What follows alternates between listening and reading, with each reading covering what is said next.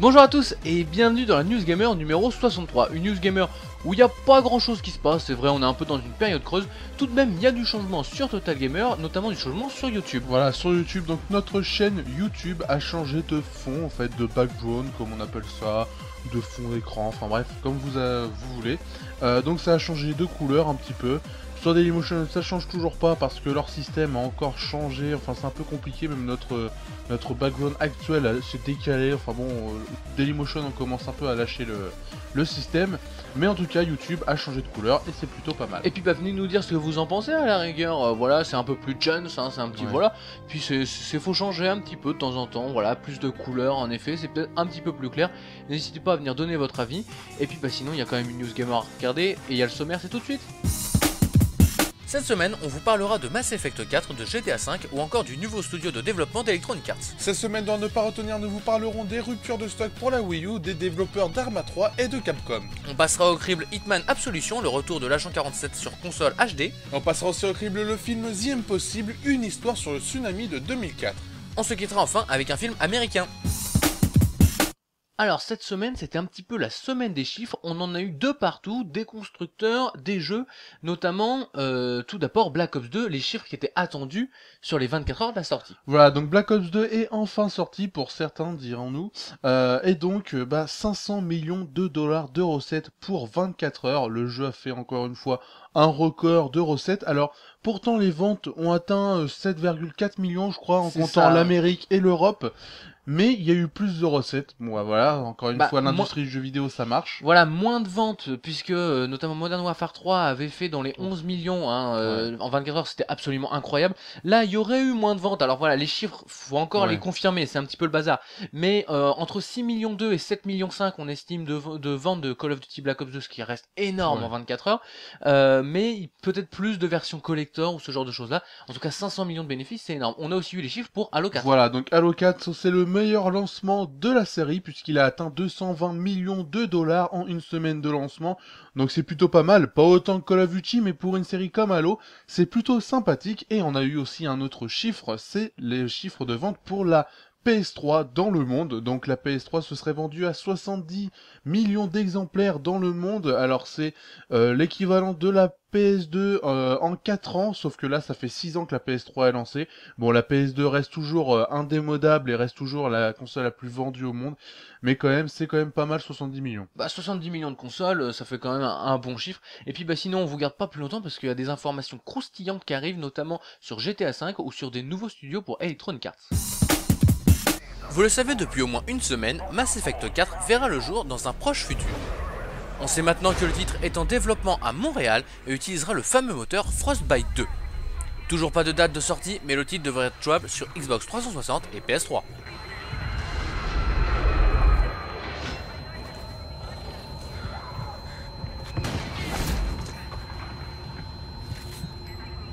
Dans le monde du jeu vidéo, il n'y a pas que des licenciements. En effet, Electronic Arts vient d'annoncer l'ouverture d'un nouveau studio de développement nommé Ghost à Gothenburg en Suède. Ce studio sera dirigé par Marcus Nilsson, un ancien employé de chez DICE. Si vous cherchez du boulot, 16 postes sont actuellement à pourvoir.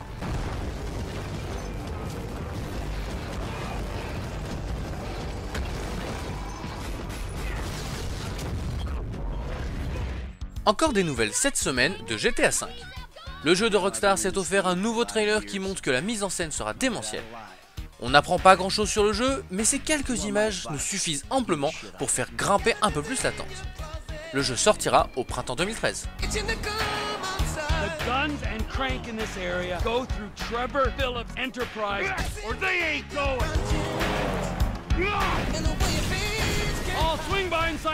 Cette semaine, le Xbox Live a soufflé ses 10 bougies. Et oui, le service lancé avec la première génération d'Xbox a déjà 10 ans. Pour cela, Microsoft organise durant un certain temps des concours ou des offres promotionnelles comme des jeux gratuits. Allez-y, foncez!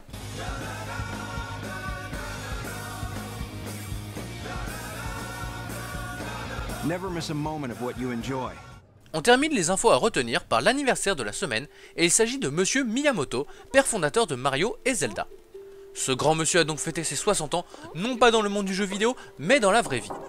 Souhaitons-lui tout le bonheur du monde et espérons qu'il ait toujours quelques bonnes idées dans sa tête de génie.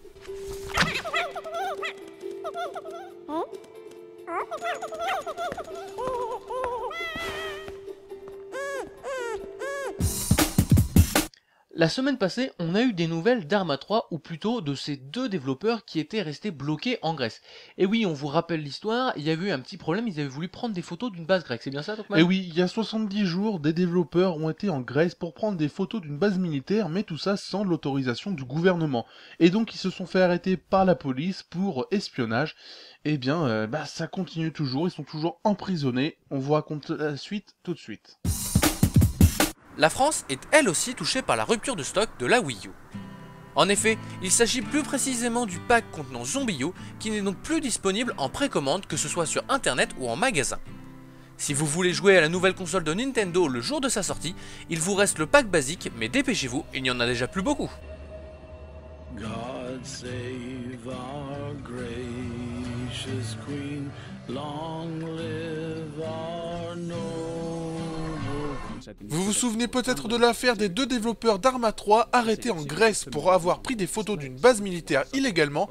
Eh bien, c'est loin d'être fini.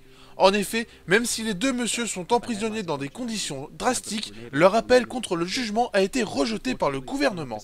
Les studios de développement vont tenter de refaire appel, mais si ça ne fonctionne pas, les deux loustiques seront jugés pour espionnage et ça risque de faire très mal. It's one of our most striking new features.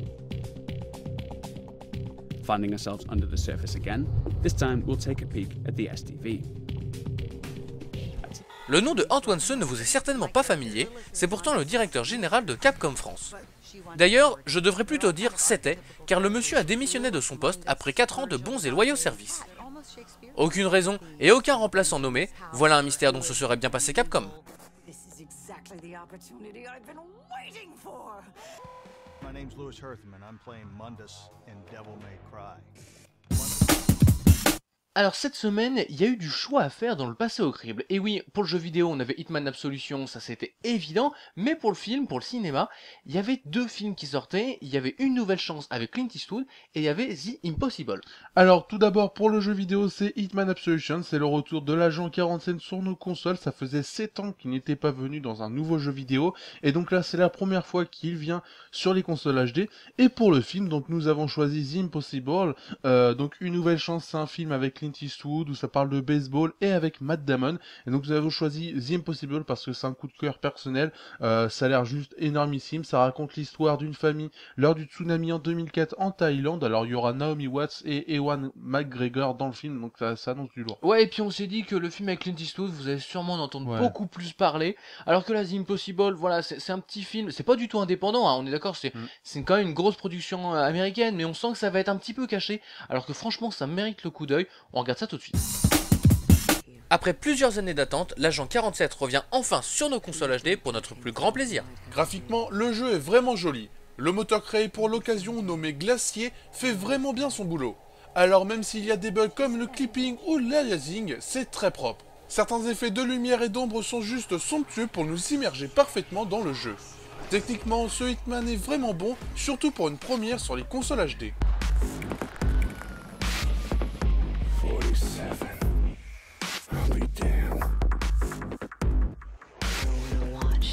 La crainte que les joueurs avaient vis-à-vis de ce Hitman, c'était que le jeu devienne plus action. Certes, le jeu est moins élitiste que ses ancêtres, mais il garde toujours son aspect infiltration. Bien sûr, vous pouvez défoncer tout le monde si ça vous chante, mais ça sera beaucoup plus difficile que si vous faites le travail proprement, en vrais assassins silencieux. Un gameplay qui prend le meilleur d'aujourd'hui et d'hier pour notre plus grand bonheur.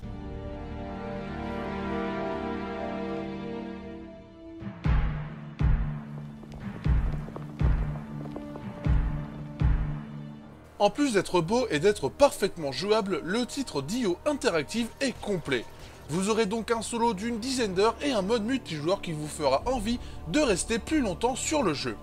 En clair, une très bonne durée de vie pour ce Hitman Absolution. Ce Hitman Absolution est donc très propre sans être pour autant incroyable, ce qui lui vaut la note de 4 sur 5. Un large choix d'armes en tout genre s'offre à vous.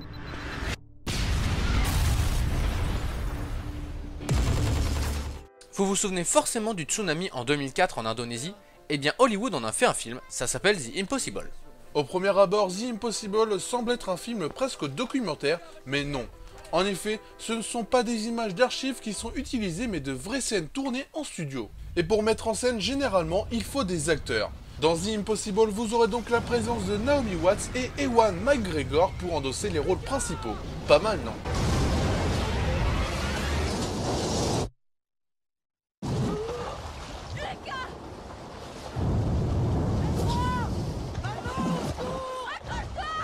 L'atout indéniable de ce film, c'est son côté touchant et réaliste. Alors qu'on aurait pu voir un film catastrophe classique du genre 2012, on se retrouve avec un film sensible qui nous prouve que face aux catastrophes naturelles, nous sommes tous égaux. Un beau film qui change des habituels blockbusters hollywoodiens. Je sais pas quoi faire, c'est pas où les chercher. Je vais te laisser, il y a plein de gens qui doivent téléphoner, ok? Je te rappelle plus tard. Le film retrace l'histoire d'une famille prise au piège durant le tsunami surgissant en Thaïlande en 2004. Au milieu de centaines de milliers d'autres personnes, ils vont tenter de survivre et de se retrouver. C'est un synopsis vraiment touchant repris d'une histoire vraie. The Impossible est donc un très beau film que l'on vous conseille, ce qui lui vaut la note de 5 vaches sur 5.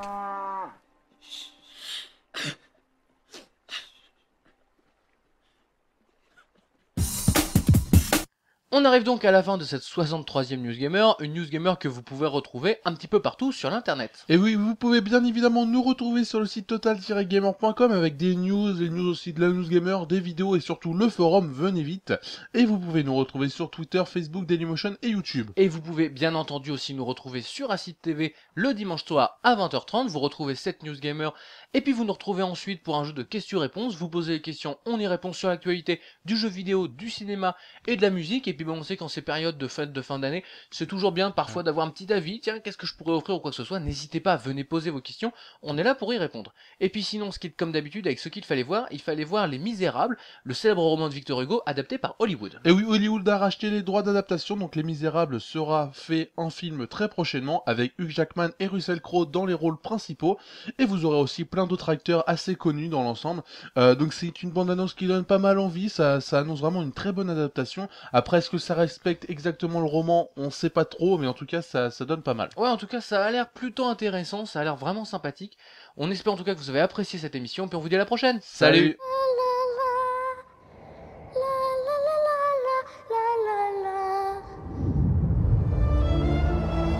I'm cold. Would you let me stay here for tonight? I know who you are. You're Jean Valjean.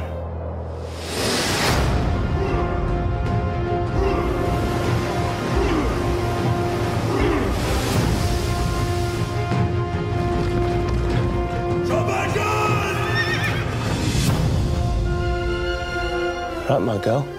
On your way. I had a dream my life would be. Help me, please, I have a child. So different from this, how I'm living. So different, no, from what it seems. Where is your child? No life has killed the dream. One day more. Is it? Another day, another destiny. Hamza? It's never-ending road to Calvary. Where's the child, Cosette? Tomorrow you'll be worlds away. Who was that girl? Cosette. And yet with you my world has started. But he never saw me there.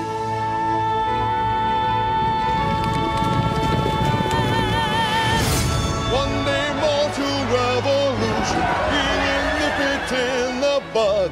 We'll be ready for these schoolboys. They'll wet themselves with blood. One day to the barricades! Hear the people